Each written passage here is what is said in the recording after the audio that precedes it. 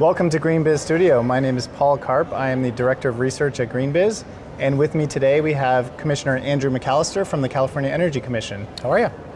Happy to be here. Thanks for coming. All right. Well, I'd like to first welcome you to VERGE and really just understand what's happening in California. There's a lot happening on the legislative level. I think at the Energy Commission you've been very busy, and maybe just give our audience an update on what you're working on. Yeah, great. In general, California tends to be very progressive and proactive on energy policy. Our legislature is very engaged. We have some members that are very knowledgeable on energy issues, and that's a good thing. They look to us for advice, and they're really willing to take ideas forward to their colleagues at the legislature. And of course, Governor Brown is a leader in this field and has been for decades, many decades. And our population in California votes for these initiatives. They want clean energy, they want sustainability. So all of that creates an ecosystem here, a policy ecosystem, and a technical ecosystem, technology ecosystem that supports that. We're here in Silicon Valley.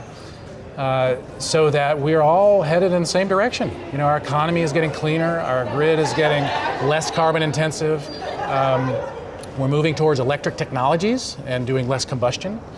So all of these, this evolution is really helping us be more sustainable and cleaner in our energy systems. Great, so what other types of innovation, you mentioned electric vehicles, what other types of innovation are you seeing and hearing about, and what would you like to really promote within the framework you talked about?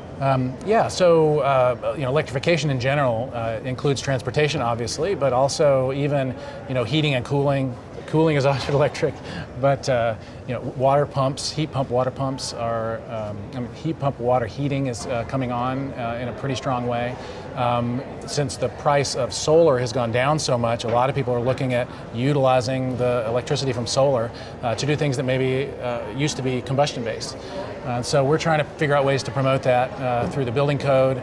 We're doing a number of appliance efficiency standards that are going to reduce energy consumption even more. Those are core competencies of the Energy Commission. And we're doing a lot of discussion with Silicon Valley players on how to harness the big data environment to make better decision making possible, both at the agencies to do better policy, helping the legislature understand the landscape, really having a more nuanced approach.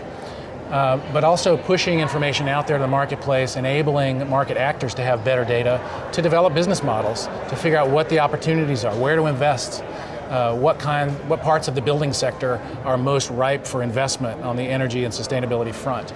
So I think we're seeing a lot of innovation out there in the world, just across the board, manufacturing, the builders, and service providers generally.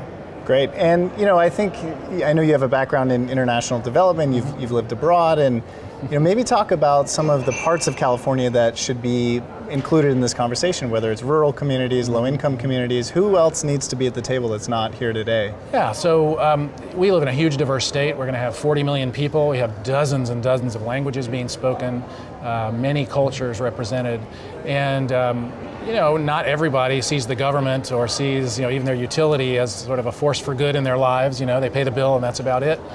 And so outreach to those communities is definitely a challenge. Our utilities and our state actually do produce materials in many, many languages. But I think breaking down some of those cultural barriers so that people feel comfortable, so that they can get themselves educated, so they feel comfortable engaging with ratepayer-funded incentive programs or even with their local building department, I think is an ongoing effort. In a state as complex as ours, it's never going to be done, but we can definitely do better. We do have a significant effort to identify and break down barriers to low-income participation in energy efficiency and renewable energy adoption. And that's an effort that was mandated to us by the legislature. We have about 30% of our residential population that is on CARE rates, so low-income subsidized electric rates, which is a huge number. And in order to target those populations with services that can really reduce their energy bills and improve their quality of life and make their homes and businesses more comfortable, help them in many ways, is a big focus right now. Great. Well, on behalf of GreenBiz Studio, I'd like to welcome you, Commissioner McAllister, to the GreenBiz Studio. Thank you. It's a pleasure. Really, I've enjoyed GreenBiz and Verge through the years, and I really think you provide a wonderful service for engaging and marrying sustainability and the tech conversation. Great. Thank you. You bet.